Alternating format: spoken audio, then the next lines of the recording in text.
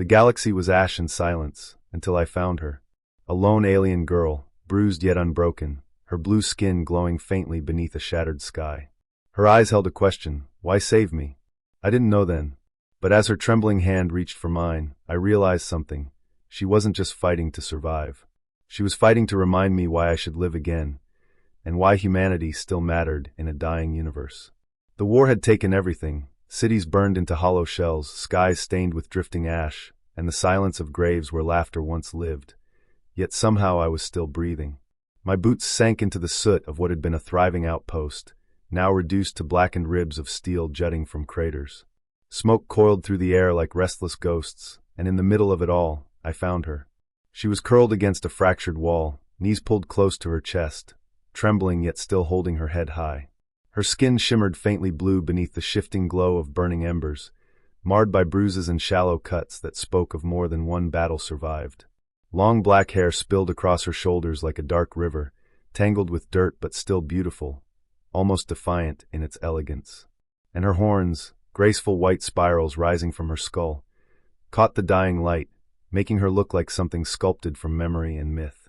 She stared at me as if she wasn't sure whether to beg for mercy or brace for the end. I lowered my weapon, not because she was unarmed, not because I was feeling merciful, but because I saw something in her eyes I hadn't seen in anyone for months. Life. Not just survival, not just the instinct to run, but life. A desperate, stubborn refusal to let the universe strip her of who she was.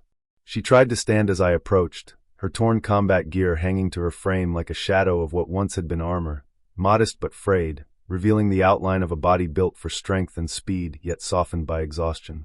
Her legs trembled under her own weight, thick thighs flexing as she gritted her teeth to keep from falling.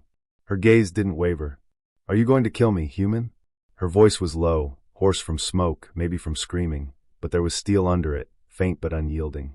I shook my head, slinging my rifle across my back. "Not today," I said, though I wasn't sure why. Maybe because in this graveyard of fire and ash, I couldn't stand to add one more body to the ruin. Maybe because she looked like she'd already been forced to watch too much death.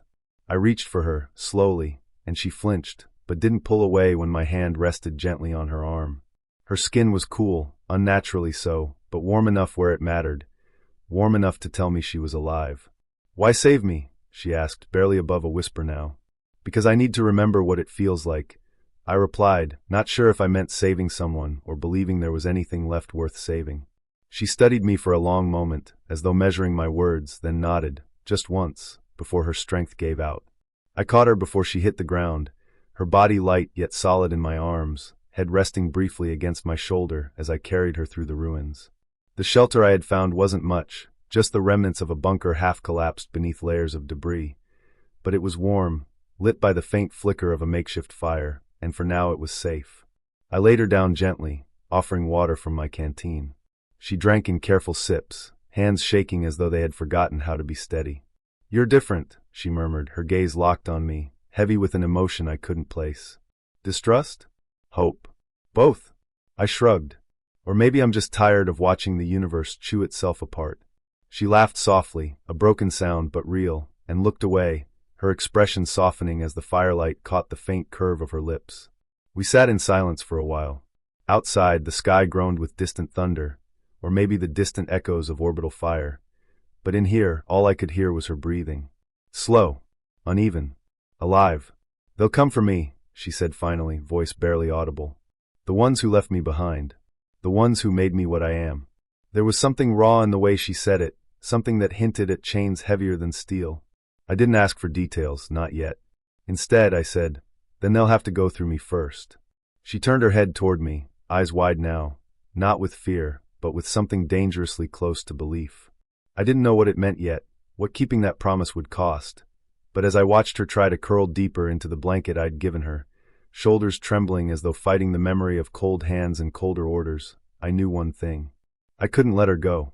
Not because she was alien, not because she was beautiful, but because she looked at me the way no one had in years, with a kind of quiet plea that whispered humanity wasn't just something we were born with.